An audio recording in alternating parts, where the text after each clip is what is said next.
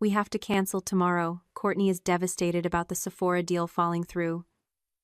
We need to hold space for her grief right now. Please understand.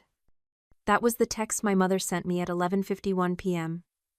Less than 24 hours before my 18th birthday party. A party I had paid for myself.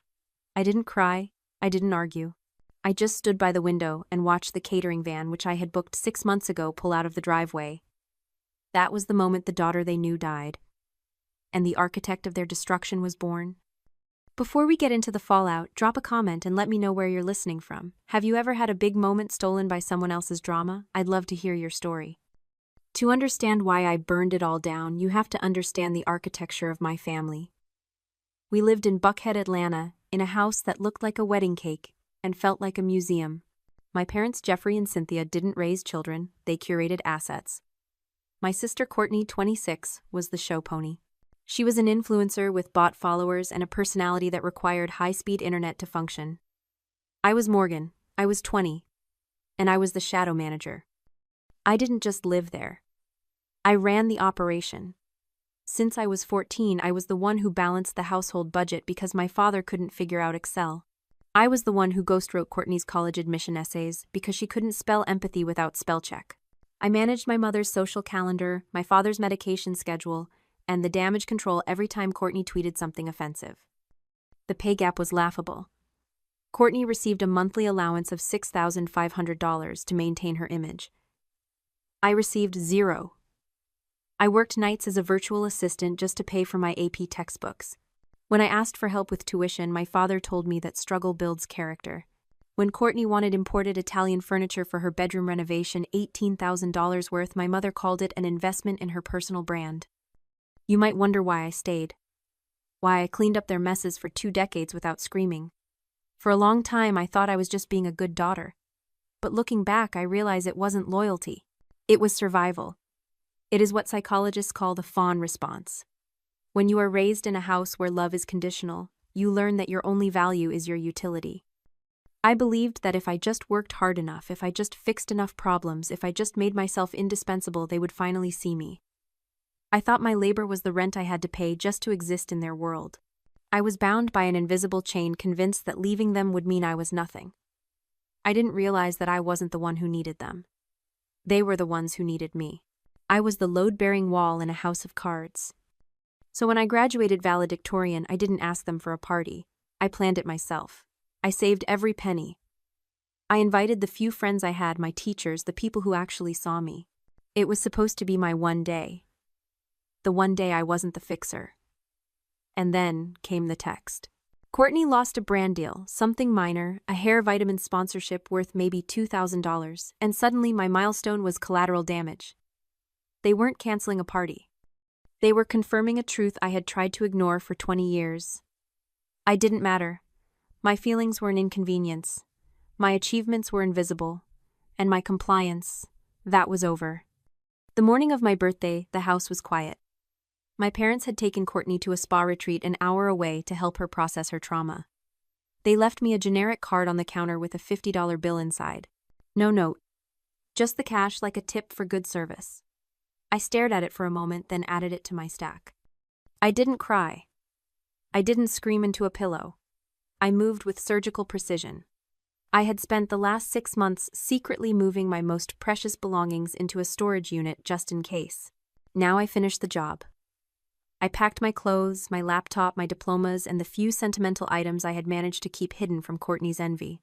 I wiped my laptop, removing all the family budget spreadsheets, the password lists, and the contact databases I had built for my mother's social club.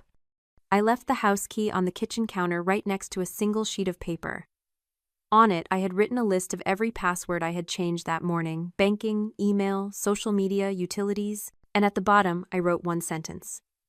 I am resigning from the position of daughter. I walked out the front door, locked it behind me, and got into my car. As I drove away from the manicured lawns of Buckhead, I didn't look back. I felt lighter, like gravity had suddenly released its hold on me. I drove straight to a studio apartment I had leased 3 weeks ago under a different name, a contingency plan I had hoped I wouldn't need. But as I unlocked the door to my empty, quiet space, I realized I didn't just need it.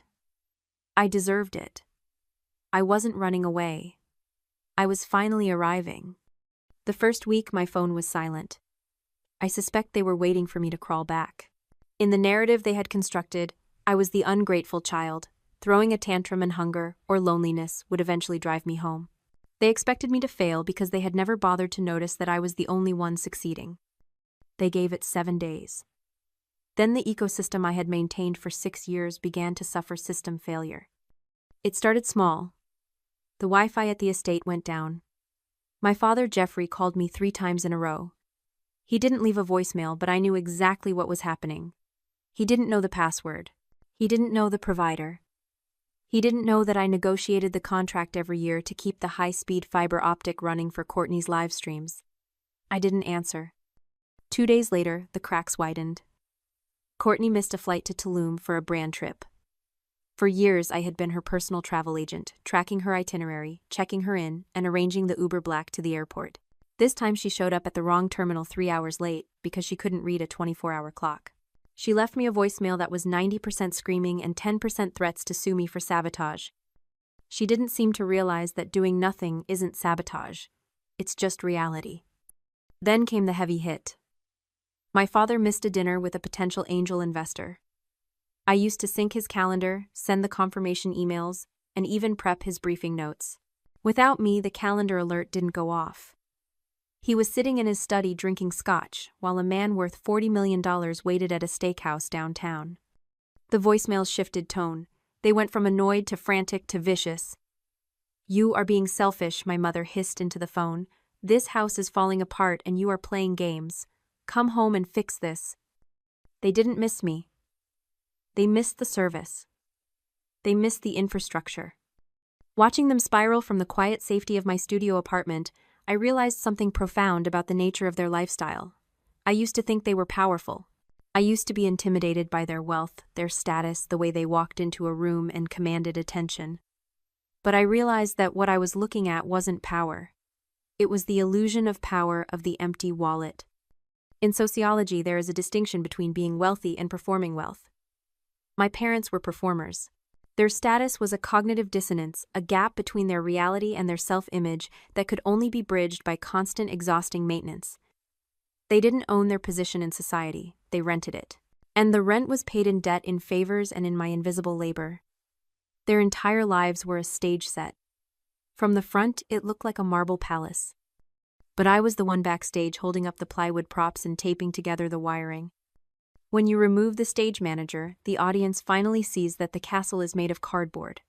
They weren't collapsing because of bad luck. They were collapsing because without someone to constantly curate their reality, the truth of their incompetence was impossible to ignore. They were functionally bankrupt, not just financially, but competently. And for the first time, I wasn't rushing to the stage to tape it back together. I was sitting in the audience watching the show. It took 12 months for the silence to solidify into a wall. In that year, I didn't just survive.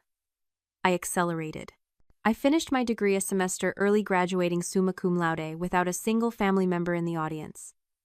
By 21, I was working as an operations lead at a fintech startup. I was making 6 figures, building a portfolio, and finally breathing air that didn't taste like obligation. From a distance, I watched the slow-motion car crash of my former life. The rumors in Buckhead were delicious. Courtney had been blacklisted by 3 major talent agencies for chronic unprofessionalism, which is industry speak for showing up late and hungover. My parents were quietly liquidating assets. First the vacation home in Highlands, then the vintage Porsche. They were selling off the props to keep the stage lights on. I felt a distant clinical pity for them, like watching a nature documentary where the gazelle is too slow. Then came the day I decided to upgrade my life. I found a loft in Midtown, exposed brick floor to ceiling windows, the kind of place that signaled you had arrived. I had the salary. I had the savings. I walked into the leasing office with the confidence of someone who had meticulously engineered her own stability. The leasing agent, a woman who had been smiling warmly at me for 20 minutes, suddenly stopped typing. Her face went slack. She turned the monitor away from me, her voice dropping to a whisper. She said there was a problem with my credit check. She said I was flagged. She said the words, "massive outstanding debt." I didn't argue. I walked out to my car, opened my laptop, and pulled up my full credit report. I expected a mistake, a clerical error. Maybe a medical bill I had missed during the move? What I saw was not an error. It was an execution. There were 4 new accounts opened in the last 11 months. 3 high-limit credit cards and 1 personal loan. The total balance was $280,000. I sat there in the parking lot, the air conditioning humming, and I scrolled through the transaction history. It was a map of Courtney's life. There were charges for the influencer retreat in Tulum that she had posted about. Charges for the wardrobe overhaul she claimed was gifted by brands. A lease down payment on a G-Wagon she said she was test driving for a partnership. The dates lined up perfectly. They started 3 weeks after I left. 3 weeks after I cut off the supply of my labor, they had decided to harvest the supply of my credit. They hadn't just stolen my money. They had stolen my identity to subsidize their delusion. I knew exactly how they justified it. In their minds, this wasn't theft. It was reimbursement. They believed I owed them this. They likely told themselves that raising me, feeding me, and housing me came with a price tag, and since I had resigned from my duties, they were simply collecting the back pay. I wasn't a daughter to them. I was a diversified asset class, and they were liquidating me to keep the golden child shining. I closed the laptop. My hands weren't shaking. My heart wasn't racing. A cold, metallic calm settled over me. This was no longer a family dispute. It wasn't about a canceled birthday party or hurt feelings. They had crossed the line from toxic parenting into federal crime. They had bet on my silence. They had bet that I was still the fawn, the fixer, the girl who would swallow poison to keep them warm. They bet wrong. I picked up my phone and dialed a number I had saved for emergencies. I didn't call my mother. I didn't call my father. I called a forensic accountant. I hired a lawyer, a woman named Helen, who specialized in family fraud. She was expensive, but I wasn't paying with my parents' money. I was paying with my own. The process was surgical. We compiled the evidence, the credit reports, the unauthorized signatures, the timeline of my departure versus the account openings. Helen drafted the lawsuit. It wasn't just a cease and desist. It was a formal complaint filed in civil court for identity theft, fraud, and emotional distress. We didn't send a warning text. We served them. A process server walked up to the front door of the Buckhead estate on a Tuesday morning, just as my father was leaving for the office. I wasn't there to see it, but I can imagine the scene. The confusion. The denial. The realization that the invisible daughter had just become the most visible threat in their lives. The fallout was immediate and nuclear. My phone exploded, but I didn't answer. I let it ring. I let the voicemails pile up. "Morgan, this is insane," my mother sobbed into the recording. "We were just borrowing it. It's family money. You can't sue your own parents." But I could, and I did. Because the lawsuit was public record, it didn't stay quiet. In Buckhead, gossip travels faster than light. The news that the prominent Jeffrey and Cynthia were being sued by their own daughter for nearly $300,000 in fraud hit the country club circuit like a bomb. Investors pulled out of my father's business, citing instability. The social invitations dried up. They were radioactive. The empire didn't just crumble, it disintegrated. 2 weeks later, my intercom buzzed. The doorman told me my parents were downstairs. I told him to let them up. They looked like ghosts. My father, usually so impeccably dressed, wore a suit that looked like he had slept in it. My mother's face was swollen from crying. They stood in my loft, surrounded by the evidence of my independent success, and they looked small. "Please," my father said, his voice cracking. "Please, drop the lawsuit. We'll lose everything. I could go to jail." I looked at them, really looked at them for the first time in years. I expected to feel anger. I expected to feel triumph. I had imagined this moment 1,000 times, the moment they would come crawling back, begging for mercy. But standing there watching them weep in my living room, I didn't feel triumphant. I felt nothing. It wasn't hate. It wasn't love. It was a profound, quiet indifference. It was the peace of the scapegoat who has finally walked out of the wilderness. I realized then that the opposite of love isn't hate, it's indifference. Hate means you still care. Hate means they still have power over you. Indifference means you are free. "I won't drop the lawsuit," I said. My voice was calm, steady. "But I will offer you a settlement." They looked up, hope flickering in their eyes. You will liquidate the house, I said. You will sell the cars. You will sell the furniture.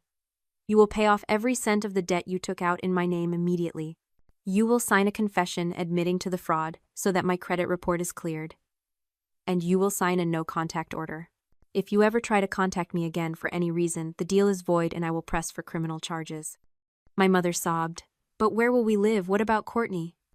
That, I said, is not my problem. They signed. They had no choice. 6 months later, I drove past the old house. There was a sold sign in the yard. A moving truck was in the driveway. I watched from a distance as my parents loaded boxes into a rented U-Haul. Courtney was sitting on the curb looking at her phone, probably trying to find someone to blame. I didn't stop. I didn't wave. I just kept driving. I am debt-free now. My credit is restored. I have a career I built, a home I pay for, and a circle of friends who love me for who I am, not what I can fix. I don't have parents anymore. I don't have a sister. But I have something better. I have peace. If you've ever had to burn a bridge to save yourself, share this story. And if you're still holding the match, know that peace is waiting on the other side. Thanks for watching.